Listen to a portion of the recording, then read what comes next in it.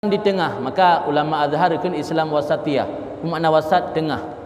Mana Islam tengah, baik Islam garis kanan, baik Islam garis kiri. Agama Islam bak tengah hidang, wasat. Jadi hana sampai melampau. Contoh melampau lagi orang ku yang hana kubur nabi getuduh bid'ah, yang bid'ah getuduh sesat, yang sesat ke perah neraka. Yang dalam syurga ke gaknya lain neraka mandu. Yang melampau tat dalam memahami agamanya terlalu melampau. Jadi pupu yang hana masa Nabi mandu manjut.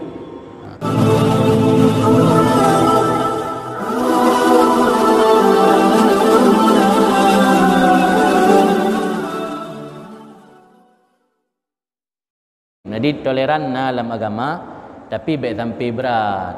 Contoh toleransi yang berat, nyul begah kena bertentangan dengan negara, wallahu alam. Contoh toleransi yang berat di Indonesia yang paling lu umat Islam. NI tanya hana talarang perayaan-perayaan ururaya agama non-Islam. Kasih enan toleransi kupu budak tanya orang Islam yang tanya paling ramai Indonesia.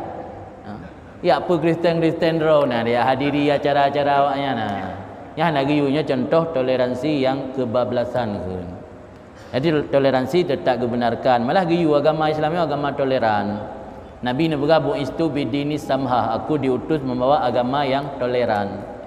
Jadi tapi kan makna ban toleranan manggut pajabui tanya pi pajabui sebab na yang berfatwa lagi kan tanya menyo di bijamuan le urang yang non muslim be hana mangat hambe hana senang ate awaknya kai sediakan minuman alkohol tajib membacut nah hana upu membacut mentang ya hana tu tingkatnya toleransi.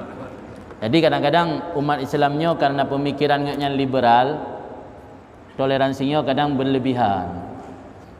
Ia ke yang dipegah oleh Hasan Basri.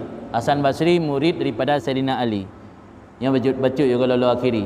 Dipegah oleh dengan Wudhi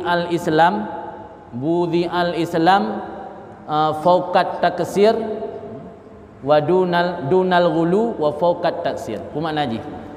Agama Islam diletakkan wudhi al-Islam dunal ghulu wa fauqat taksir.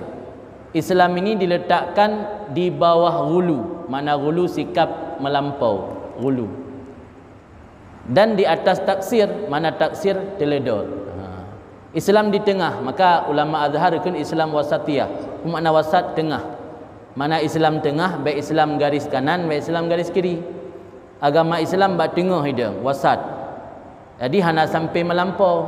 Contoh melampau lagi orang pu yang hana kubur nabi getuduh bid'ah, yang bid'ah getuduh sesat, yang sesat ke perah neraka. Yang dalam syurga ke gaknya lain neraka mandu. Yang melampau tat dalam memahami agamanya terlalu melampau. Jadi pupu yang hana masa nabi mandu manjut. Yang melampau dalam beragama. Alian agama Islamnya wa fauqat taksir, di atas keteledoran. Orang yang terlalu teledor kendur kan dalam beragama yang bisa menjadi liberal. Orang yang hulu melampau dalam beragama je ke ISIS, je ke Wahabi. Orang yang terlalu teledor dalam beragama je ke liberalisme biasa menan.